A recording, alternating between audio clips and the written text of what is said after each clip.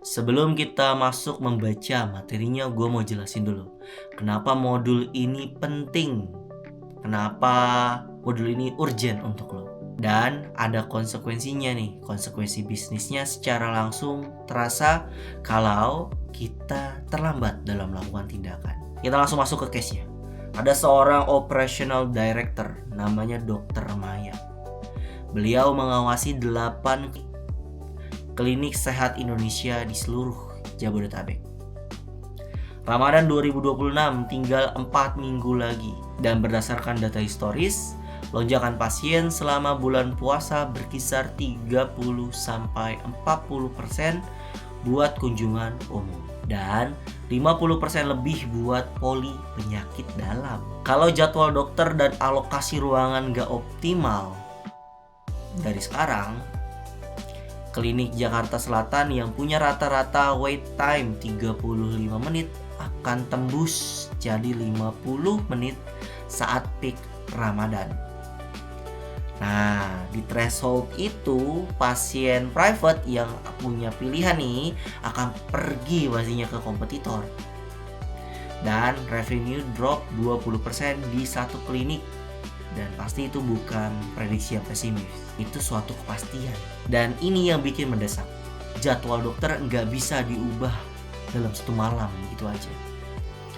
Kontrak shift, ketersediaan ruangan, koordinasi antar klinik butuh minimal 3-4 minggu lead time. Cukup lama ya.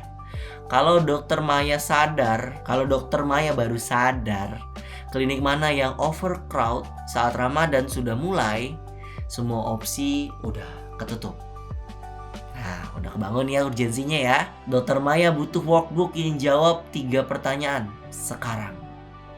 Klinik mana yang kapasitinya udah kritis? Dokter mana yang bisa direlokasikan? Dan departemen mana yang harus diperkuat? Data harus bicara sekarang, bukan nanti. Oke, di modul ini teman-teman akan buat workbook operational 6 tab. Akan ada raw data, cleaning log, clean data, patient flow summary, lalu ada doctor utilization, ada departemen revenue. Raw data ada 780-an. Data kunjungan dari 8 klinik selama 15 bulan. Ada clean log, dokumentasi 4 tipe anomali. Negative wait time, duplicate visit, feature death, zero revenue with consultation. Lalu pasti ada clean data yang sudah bersih. Ada patient flow summary per klinik, total visit, average daily sales, average daily visit, average wait time, average revenue per visit. Lalu ada tab dokter utilization per dokter. Kita bisa lihat patient scene-nya kapan, capacity-nya, utilization persen, classification under, terus ada healthy ataupun sudah over. Nah, lalu ada departemen revenue per departemen per klinik nanti. Yang perlu ditekankan, ini bukan analisis medik. Ini analisis bisnis operasional, lebih dekat ke manajemen consulting daripada ke kedokteran. Yang teman-teman pelajari di sini bukan formula. Yang teman-teman pelajari itu cara mengukur efisiensi operasional klinik. Data kunjungan ini reliable gak buat keputusan capacity planning nantinya? Pertanyaan tuh. Klinik mana yang wait time-nya udah di threshold kritis? Nah, perlu dikulik. Dokter mana yang udah underutilized? Gaji 30-50 juta per bulan terbuang tanpa output yang sesuai. Perlu kita sesuaikan lagi tuh. Dokter mana yang overutilized? Yang mana pastinya risikonya burnout.